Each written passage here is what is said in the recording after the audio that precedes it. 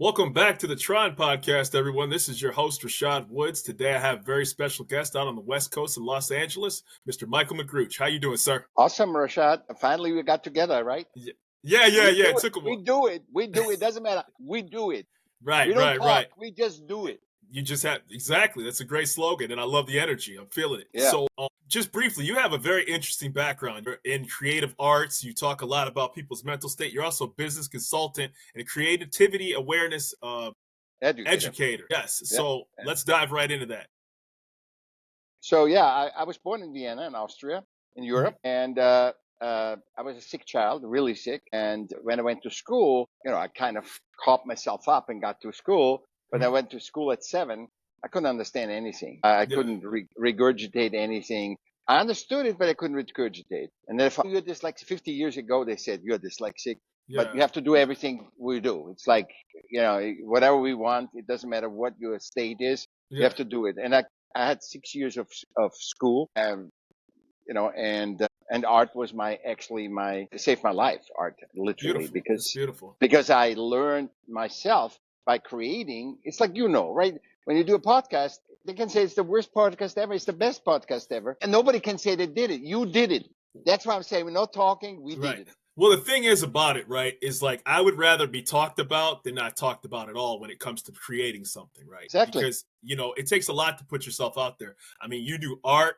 I saw in the 80s you were in producing and TV production. Yeah. You have a wide variety of skills. So that 7-year-old, 6-year-old boy that's in Austria, how did you end up in California? I was always in art, and literally when I was 17, I had no schooling, and school, I couldn't finish school, and so I got I was DJ. And I was good in DJing because I mixed Sinatra with classical music, with hip hop, with punk. I mixed it, and at that time, trust me, everybody like, what the is that? and but they liked it, and so I made sold tapes out of my trunk. Nice. Then I got like, whoa, this guy's weird, and so I started creating music for fashion shows. Then fashion shows, because I couldn't do anything else. It's not like, oh, he's very good and whatever, and now he is allowed to do fashion. I couldn't do anything else. So the art, and then I went into the first, when we changed from film to video. That's how old I am. So I was one of the first Betamax and video production for television.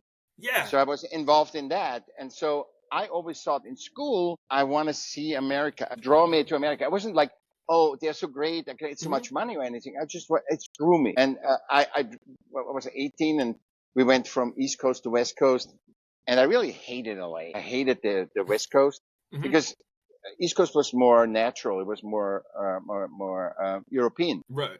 And then I got a job offer. And then I said, after 8 years, I don't know what to do. I haven't seen that. I wanted to be here, but I didn't see the land. I didn't live with the people. Right. And so I got to apply for a job, and that you could apply for a job. Not now. Yeah. Yeah. So I did apply for a job, and I got a job offer in Boston and where else? Somewhere on the East Coast. And then I got literally, and I got one in LA, and I thought, I hate LA, but for whatever, I chose LA. I don't know why. LA. Right. And so that's how I came here. And then I started hiring a magician. Really? For a European show, because I had. That's dope. Contacts. That's nice. It's nice. And I said, hey, it's like, I see you. I said, Rashad, hey, I see you doing magic. I have a show. They would need, it would be great, and they would pay for it. So I got that.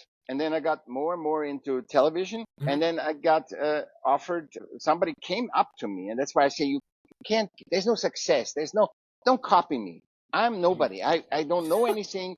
I just need, whatever me. I don't know anything. I'm no expert.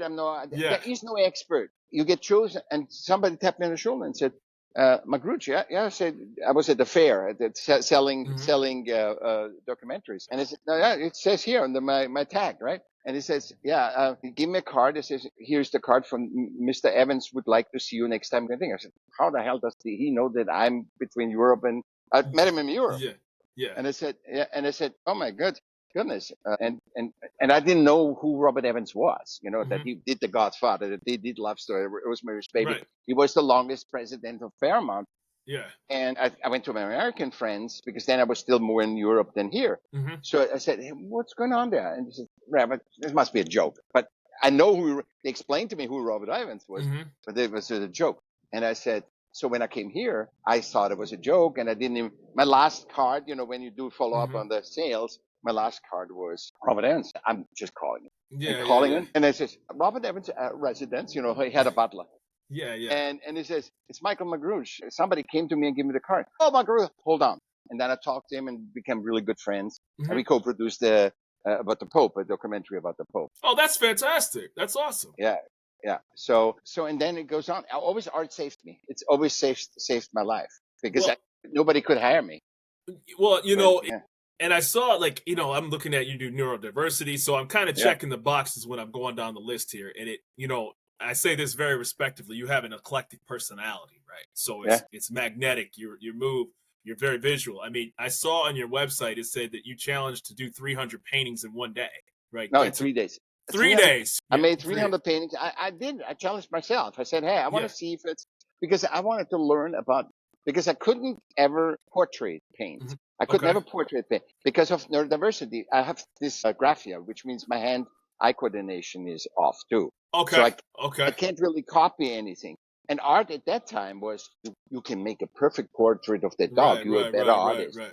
You can make a picture, So what is neurodiversity for those of us that are not as familiar? It's something with the wiring in the brain, meaning dyslexia is one thing, which, you say 91 and it's really 90. You see it's 19, but you say it's 91. Okay. You say me and you say my, right. Okay. You twist and speak it differently. And then hand-eye coordination, and there's calculus with you can't do the figures and numbers screw you up. So for me, tax season, I use my Social Security all the time, and I said it shouldn't have any problem. The worst problems I have with my Social Security number that I write it wrong is during tax season, because I said so. It doesn't help you if you do it more. Right. What I'm saying is that's what they don't understand. They say, oh, it just takes longer. You have to hit it over your head. No, it doesn't. Yeah. Okay.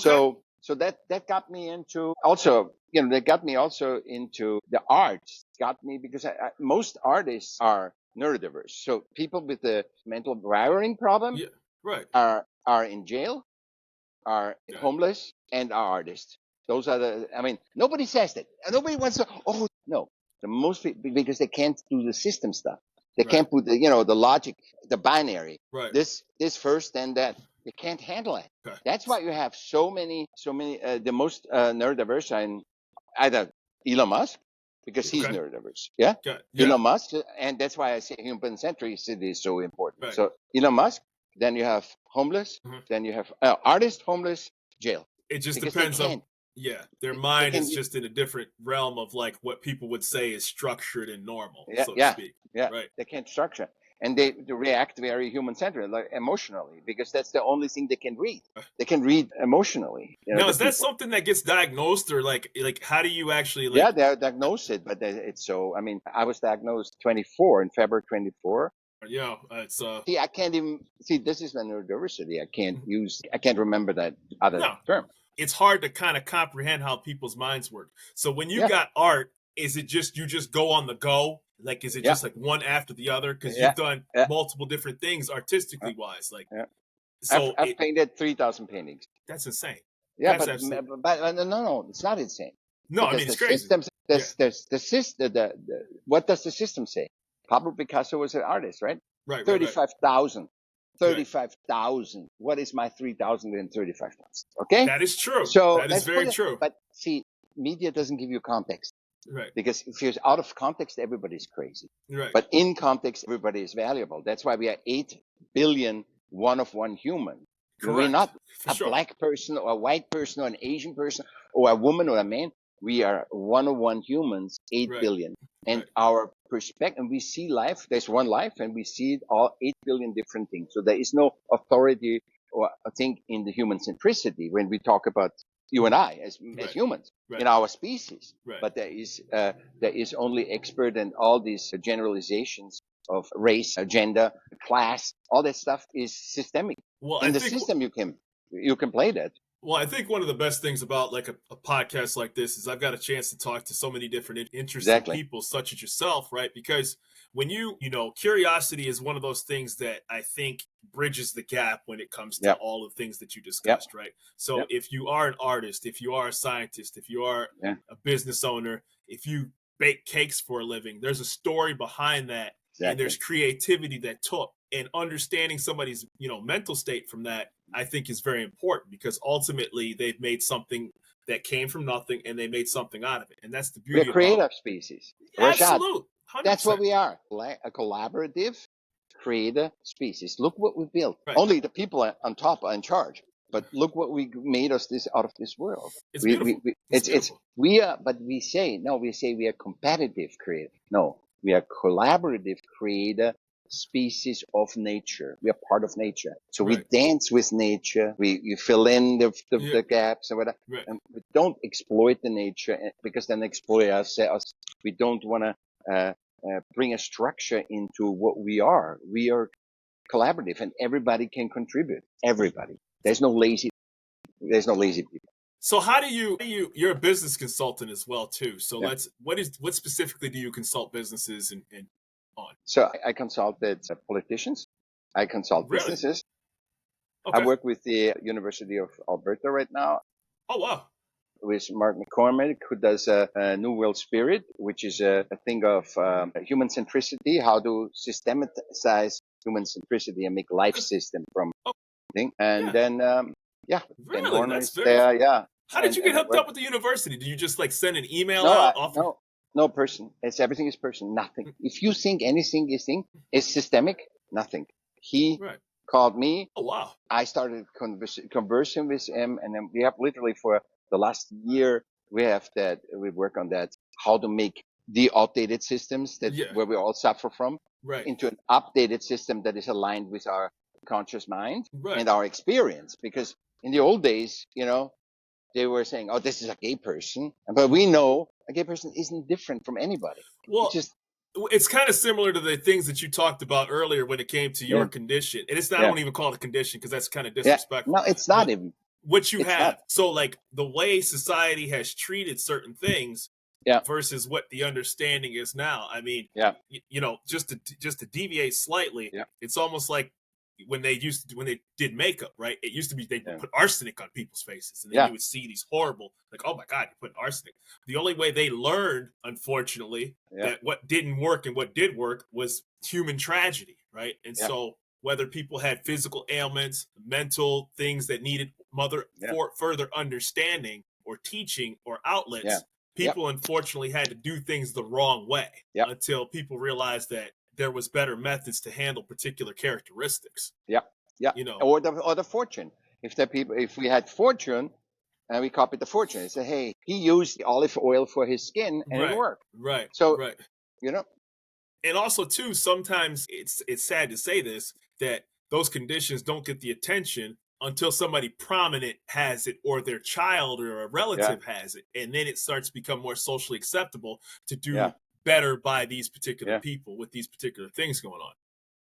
So what I thought was fascinating is you're also an author as well too. So I did. And you had, now how many books have you written? 8 books, and 5 books I have published. How often, what's the process of writing a book? For me, it's not the same for you. That's why I say I don't know nothing. I say you make your own opinion of what, from my experience. What works for you? What works for you? What works for me was, I made notes when I was an artist. I always make notes, and all art related, the 5 books. So the one is a script, and the other one how to place art, and the other one is 300 paintings in 3 days, and the Smart of Art, the newest one, is that to get clarity what the power in art is. It's not the product, it's the process. So what I do with writing is I always make notes, because when neurodiversity, I'm not excusing that, but everybody has that, forgets things. So I make a note. I will constantly have a voice note, and then I write it all together, and then there's something in you. So for example, right now I'm finishing up education, human-centric education, what it means to be human first before you get a job. Right. If you don't know what it means to be human first, you're going to fail in your job, and you're never going to be good in your jobs. You can just manipulate for short term, but you're never going to be, you should have the job that is you, not is me. My job is not your job. And that's why you are 101. That nature made you, nature, universe, God made you 101. And you should get your job, but you are the best, because every human is the best in one thing. I write them down, and then I find out, and then I put them.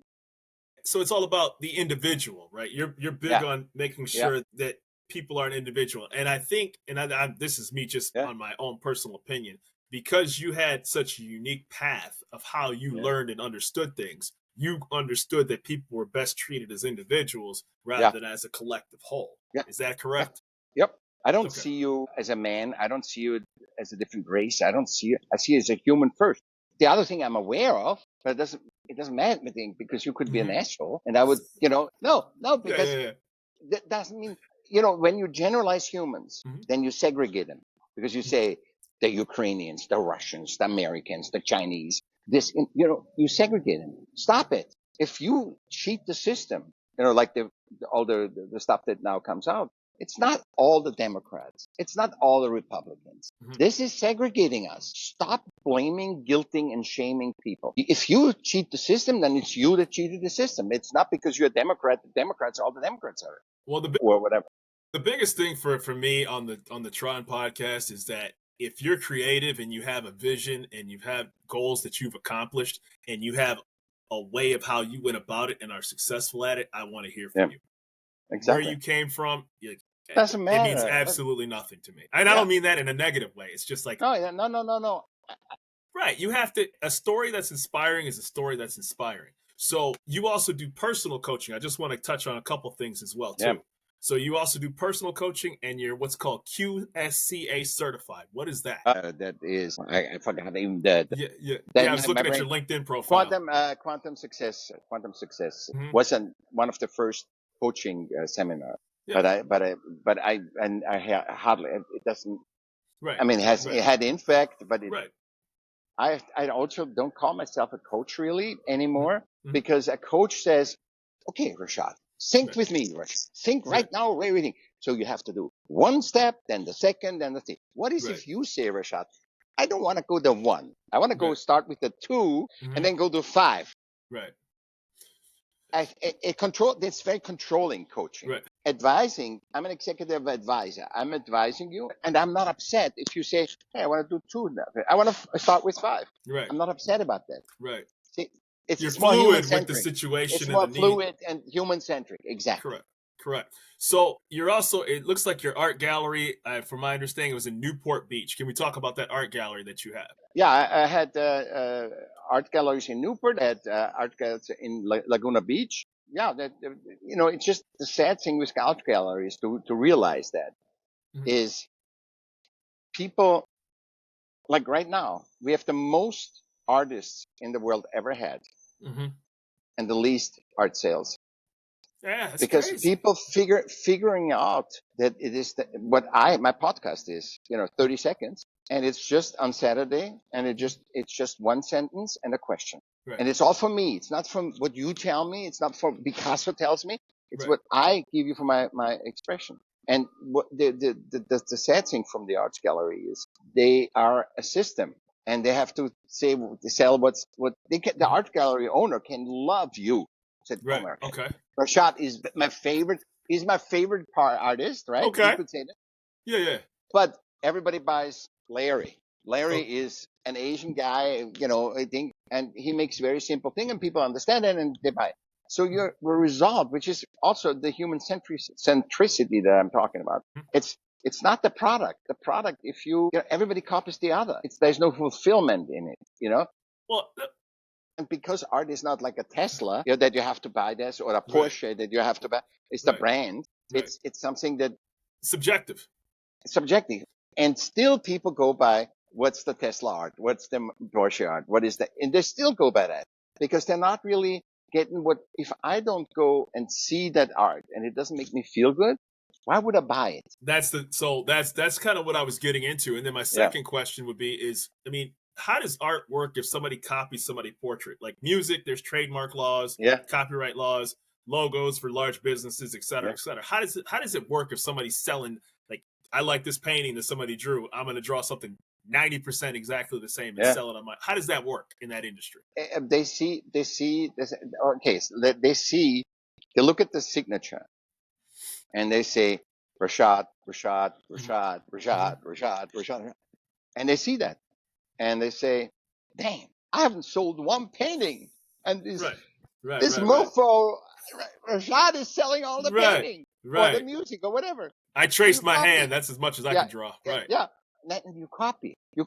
They say, okay, and then you hope that people that cannot afford Rashad will buy the cheaper one, 10%, 50% cheap. It's all very logic system. It has nothing to do with creativity. You were creative. You were the first. You were the Rashad that everybody. And now it's the other. It's a copy, and that's the sad thing, because the galleryist has to sell what he doesn't like. See, when you like a certain car, let's say you like Porsche, then you are, you love that car, you love the culture, you love the whole stick, and you can identify with that. And you look forward every day to go in the showroom and sell cars. Not in galleries. In galleries is much different, unless you have, in the old days, you don't have that anymore. A Kincaid in the old day, that was bought by Disney, everybody wanted that. It was like a Tesla. Everybody wanted the same.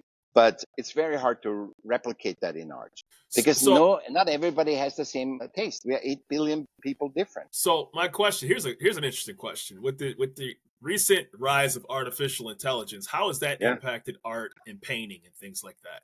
Not at all. Okay, it has not. It steals from the people that want an average, like a Tesla. If they want, and I'm not against Tesla, I'm just saying, as a prime example.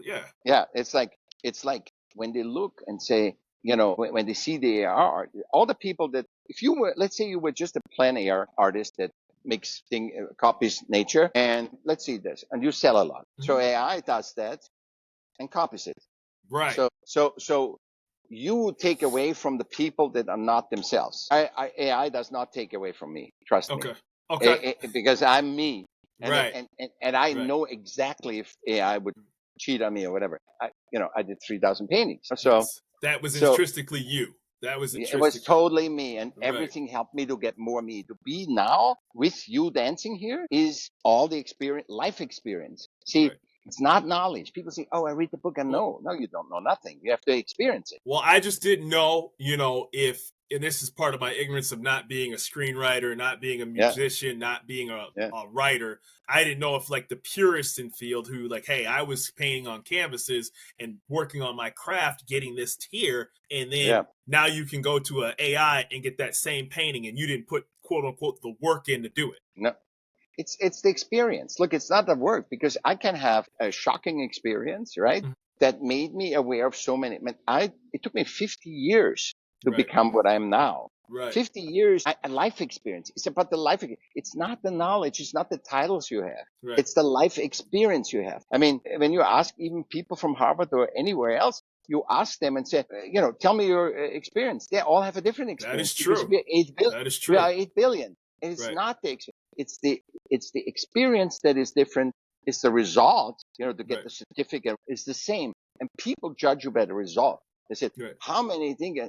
I never say that even have. You mentioned my certificate. I never even mentioned that, because it's not about that. That was learning. The certificate I get was for learning, but for learning more about me, not about, being a copy boy for them, I was just curious if there was ever any sort of, like, because it's an entry no to harm, the market. No, No, that was good. For sure. It was good. So you also work with children a little bit too, if I'm not mistaken. Yeah, I love to work with children. So how does that work itself out, especially like the easiest? Nice. Seniors and children are the easiest. Seniors and children are, look, you come from the non-physical, whatever you believe in. You come from the non-physical and the physical. So you're in charge with the universe, right? Because you came from nature, right? So the kids know, for example, when you have a family member and they always cry when the family touches, they feel the energy. And if you actually look and say, often they have not good energy. and dogs too. It's all the things, sure. and cats. So they all living beings know that. And then when you get old, so you get captured in the education to be system relevant, meaning you work for somebody else. Somebody else has just the idea, and you work for him, even though he has not experienced what he wants, but just I have an idea, and you work till you get older, and then in the older you have so much experience from that hard working for nothing, that you can find out in things. You get wise. You get wise from experience, not from knowledge. Knowledge doesn't teach you anything. Well, I think too, the interesting part is when you're working with kids and you're working with seniors is that particularly small children, right? They're involved and engaged because they like to grab things and touch, and they're very expressive very quickly, right? And then sometimes they'll just scrape, on a piece of paper just for doing it, right? Because it's something to let out, and some energy. They see a white piece of paper, and the first thing they do is they're grabbing markers, they're grabbing crayons, they're grabbing paint, and and they're very expressive. And I think we lose that. Some of us do that choose not to go in the arts. As we get older, that doesn't really, manifest itself. Art is natural. Art is what's possible. Art is that what's possible. And you're 100% right. Because what I tell people when the kids are so jumping around and so I said, let him do art. Give him an instrument, give him crayons, give him whatever. Let him sing, do something, because that brings them, because they get direct feedback. So if my scootling around is different than yours. So I say, and then when I look at your scootling around, I say, Rashad, what the hell? Mine, it looks like this, yeah? Right. And so I see our difference from our soul, not from our appearance, correct, but from our soul. You're looking at the work that was created, not the person who did it. Exactly. Right? And from music, you don't know what race, what gender, whatever they are, know? And then you have to look it up, and that's why it's so true. The true of art is the truest form. So art shows you what's possible, and also art shows you our system screwed upness that we say, he's a person horrible. Oh, he is this. No, you listen to his music, you know what he is. And he can be a disturbed prisoner that is system disturbed. They could never do anything, yeah? Right. And then you listen to his music first, and you say, no, and then you see what he really is. He's disturbed because this is you should not, and you are lower, you are higher, you're better, no. That's why I say stop with that. Yeah, go ahead. No, I was going to say, so what's a typical day for a person in the art world, like who does art for a living? I mean, obviously you do creative things, but for somebody who's not in that medium, what is a typical, as best you can describe, for an artist? What is what's a day? Wake up. I like what I like what Rick Rubin says, and Rick Rubin. Oh yeah. So he says, when you be an artist today, I'm talking today, have a job that somehow gets you money to survive, and do the most art that you can. So have a job that is really intense, perhaps, and then you can take off and you can keep creating. And that's actually, I believe, the best way. I had to have jobs to do the art that I do. I could never just. I mean, I didn't get a lot. For example, when I worked in Robert Evans, for example, I made, I think, $2,000 then, but it's perhaps $3,000 now per month. Just letting you, I'm saying it because exactly to put in perspective. Because people say, "Oh, once you work with him, no, you don't get anything. You be grateful you have that job and that experience." I mean, I was commissioner of Newport Beach, right? I was a politician, for free, right? If you want experience is what the money is, and it's not. We give you art commission, then they know you and no. That is that system lie that they say, I give you exposure. Well, I was listening to an interview. I don't know if you know who Anthony Mackie is, the guy who's playing Captain America. Okay, so he's an actor, right? And so I was listening to an interview with him, and he said he did a movie with Ryan Gosling. He's a well-known actor, and he said the movie's called Half Nelson. Ryan Gosling got nominated for an Oscar. Anthony Mackie was like, I did that movie for $65 a day.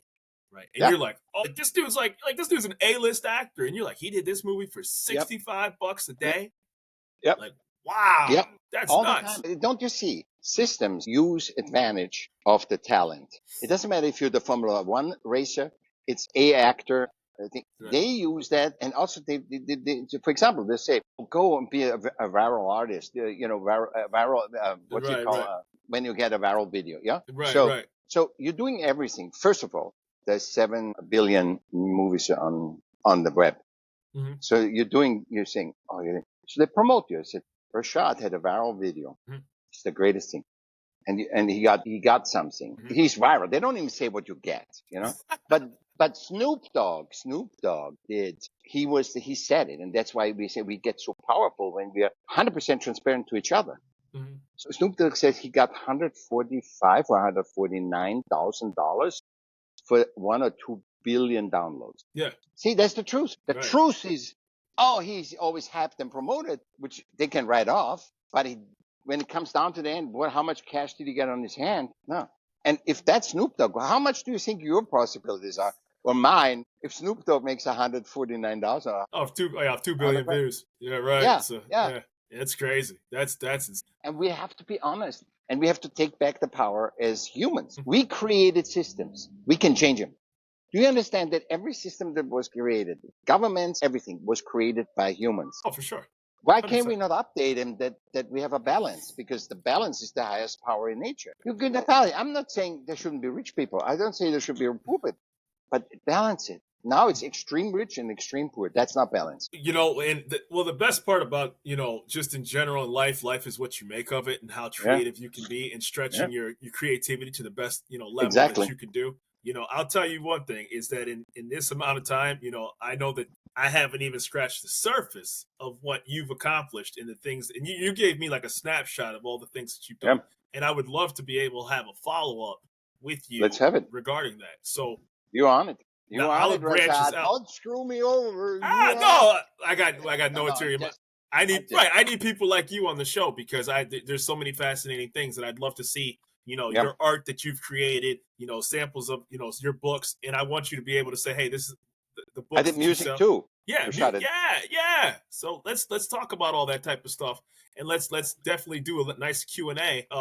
I'm looking forward to hearing it. I want to hear more of your story. I'm pumped about all the things that you're doing. Yeah. I'm not an artistic person, but this is my one creative artistic. Yeah, everybody is an artist, but you have to find out what. For example, I'm not doing a lot of painting right now, but I'm writing a lot. So I'm writing a lot because I think the humanity needs to see. I have my podcast, my 30-second podcast, but that's not Smart of Art.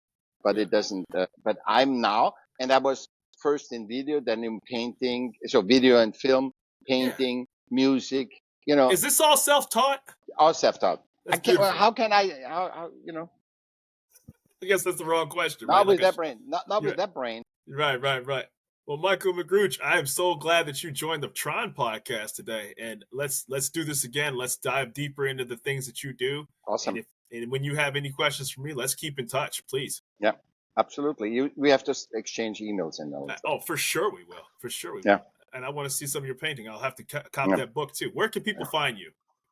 MichaelM.com. Michael with 2 L's. You're right. M.com. I saw your website. Like Michael Jackson with 2 L's. Yeah. And so MichaelM.com. Well, I'm looking forward for people to being able to, they don't need me to find you, but I'm grateful that you gave the opportunity for me to pick your, dive into your world for a little bit. Yeah. Awesome. Talk to you soon, brother. Much. Thanks for being on the T.R.O.N podcast. Thank you.